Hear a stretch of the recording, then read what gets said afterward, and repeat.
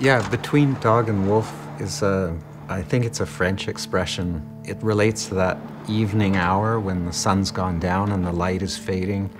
It's getting dark and you can't tell at a certain distance whether you're looking at a dog or a wolf.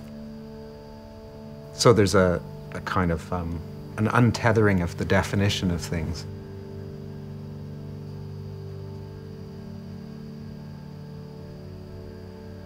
One way to think about it is things start to turn kind of bluish.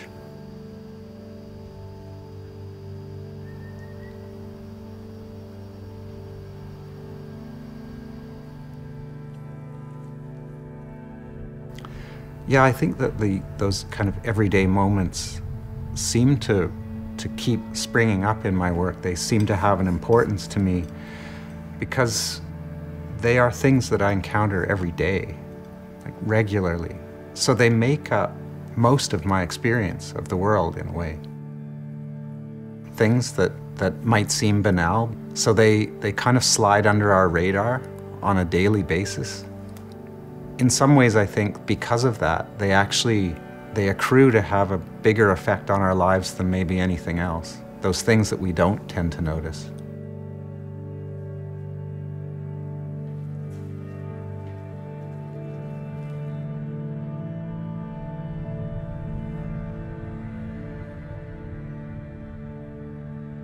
I think I also, gravitate towards suburban spaces as in-between kinds of spaces that are like where I grew up in Lynn Valley, where the houses stop and the forest starts.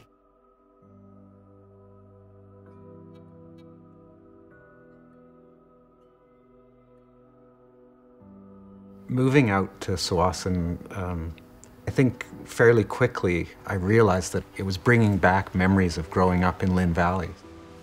I remember going on walks in the woods, my dad saying that all the trees were second growth trees. And as a kid, that made no sense because these trees were so huge. Years later, when I looked at all these old photographs of Lynn Valley being totally logged off, I sort of realized that there was this whole other reality, this whole other landscape there. And of course, the First Nations, the Tsleil-Waututh and Squamish peoples, that's their ancestral land. Those were histories that I had no awareness of at all as a child. So now I'm realizing that I was growing up there as an uninvited guest on these unceded territories, and that dramatically shifts those landscapes for me again. So the landscapes and the spaces are never one thing. They're always multiple.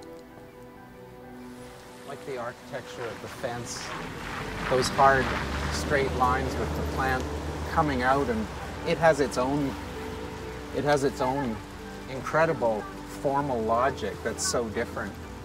And the sunflower out the top again is quite different. And you get that circular aspect and the yellow of the sunflower next to this gas plate in the sidewalk, and the yellow lines on the street and the asphalt.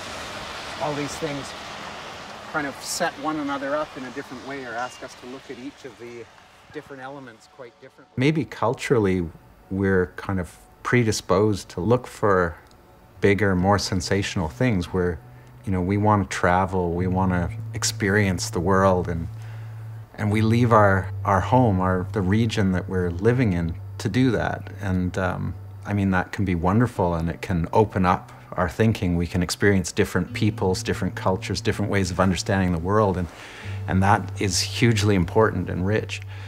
But there might be a bit of an expense of us not paying attention to the things that are really close at hand. In a way, the word banal doesn't really mean anything to me anymore. It kind of undoes itself fairly quickly, because if you find a supposedly banal or everyday moment, and you look at it a little bit, spend some time thinking about it, it quickly becomes quite complex and attaches to much broader issues.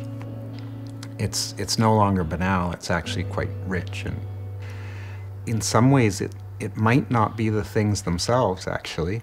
It might be just it might be as much about trying to really be present in the moment, of just paying attention. So in some ways, maybe the subject matter of my work is about paying attention.